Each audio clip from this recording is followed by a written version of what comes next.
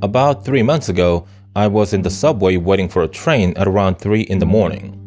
That's not the time I normally take the trains, but I was there that late because I had a huge fight with my boyfriend. I told him I was going to leave. He told me to stay until sunrise, that he would sleep in the living room, but I was so pissed off that I left anyway against my better judgment. As I was waiting for the train on the platform, I began to regret not taking the taxi. I was really tight on rent that month. I could have chanced that by taking a cab, but I chickened out at the last moment. $40 doesn't sound like much to most people, but that isn't the case for someone like me who only makes $31,000 a year. Yeah, it's no fun weighing $40 of taxi fare for safety reasons versus the extra money I would have by the end of the month if I just took the subway. Life sucks at age 25. Limited work experience equals little pay. But to hold on to that crappy job, you have to live in big cities, and big cities equal high monthly rent. It's not easy being 20-something and being on your own. The train arrived before I could change my mind on the taxi. I got on it, then took a seat at the far end of the subway car. There were 5 people in the car, including myself. It's not so surprising even at those hours, seeing as how this is New York City. I moved here 2 years ago after landing a new job. When I first got here, I was really afraid of taking the subways. I thought they'd be as dirty and dangerous as most films portray them to be. But the reality was a bit different. It's dirty, but it isn't as bad as in the films.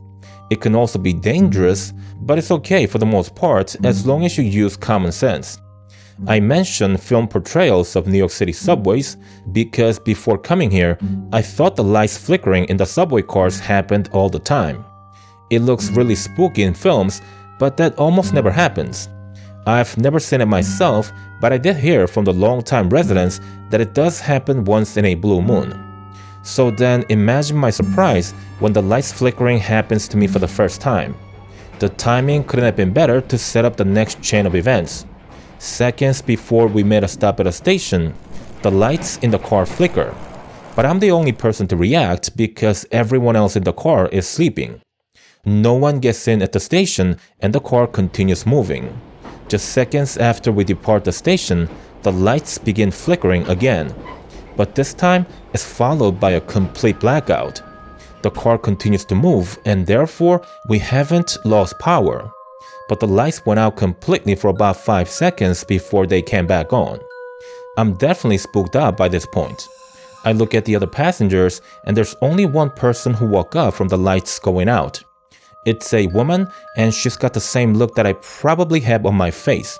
We make another stop, no one gets in or out. The doors close and the car continues to move. As we leave the station, the lights flicker again and then it goes out completely. It is pitch black, and what makes it so peculiar is the fact that I can't even see the lights from the outside of the car. Though quite dim, the subway tunnels have plenty of lights. Regardless of the lights going off in the cars, outside should still have some lights, but I see nothing.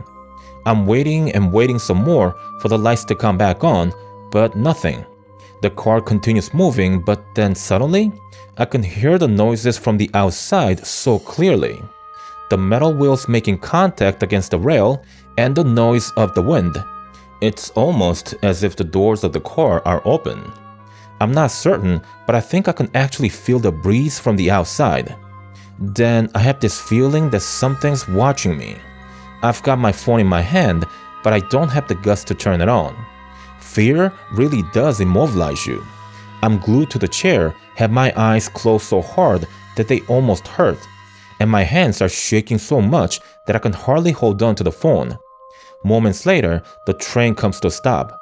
I open my eyes ever so slightly and notice that they have been adjusted to the dark. I can see a little bit. I can make out the objects in the cars and the outside. We are stopped at a station, but for some reason, all the lights have been turned off. Suddenly, I hear a couple of people struggling. It's the sort of sound you'd hear when a person is being dragged away against their will. It seems like they're gagged as well. I could hear them trying to scream and make some kind of sound, but the sounds coming out of them were muffled, as if their mouths were covered with something big. I can't control my body shaking from this fear that has complete reign over me. I'm sweating so much that my back feels like I'm in a shower. We are stopped at the station much longer than usual. The car should have left minutes ago, but we are still here. I could no longer hear the sound of the desperate struggle, but then I see a large black figure coming closer to me. I close my eyes again and decide that whatever that's coming for me, there's no way to fight it off. It's just an excuse, of course. This is just me crumbling under the extreme fear and pressure. I feel something or someone right on top of me. I can sense it looking at me, and I'm just waiting for it to snatch me out of the car. Seconds tick by when suddenly the car begins moving again. About a minute thereafter, the lights come back on, and I see that the only passengers still on board are me and the lady who woke up when the lights flickered the second time. For some reason, only the persons awake weren't taken at the last station. The lady and I, we both get up and run toward each other. We get together in the middle of the car and hold each other's hand. She's panicking and crying uncontrollably. But then I'm doing the same. The lady struggles to speak her mind but says, "Should we get off at the next station? What do you think we should do?" I respond, "If the lights are on, we get off. If not, I'm not so sure." We hold on to one another as if our lives depend on it. The train slows down as it gets closer to the next station. The lights flicker. We are expecting the worst. But the lights stay on when the car comes to a complete stop. You would think both of us would jump out of the car at the first sight of a normal train station. But we don't.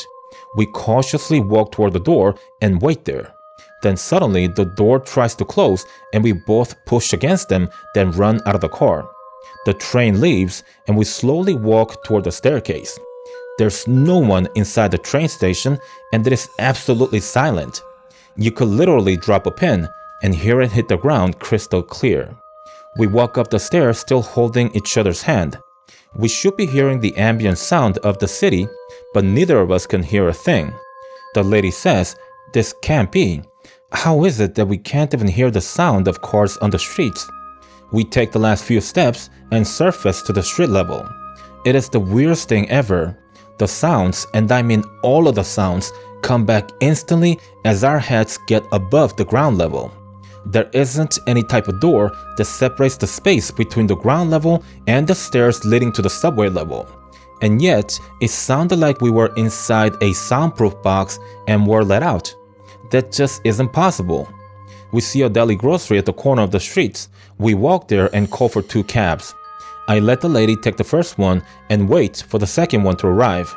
The gentleman at the store is nice enough to let me stay inside, even though I must look like an insane person with the makeup smudged all over my face. Minutes later, the second cab arrives and I leave for home. After all that's happened tonight, I could care less about making the rent this month. I get home safely but hardly get any sleep that night. I was awake the whole night, wondering about the happenings in the subway. I began to question if I could ever take the subway again. And if so, how in the world am I going to continue making a living in this city? Well, today, that's 3 months after the happening, I still live in New York City, but I never take the subways at late hours. I didn't have much options in terms of job opportunity. So if I stay, there's always a chance that the things in the subway would get me one day. But then if I leave, the joblessness would get to me eventually.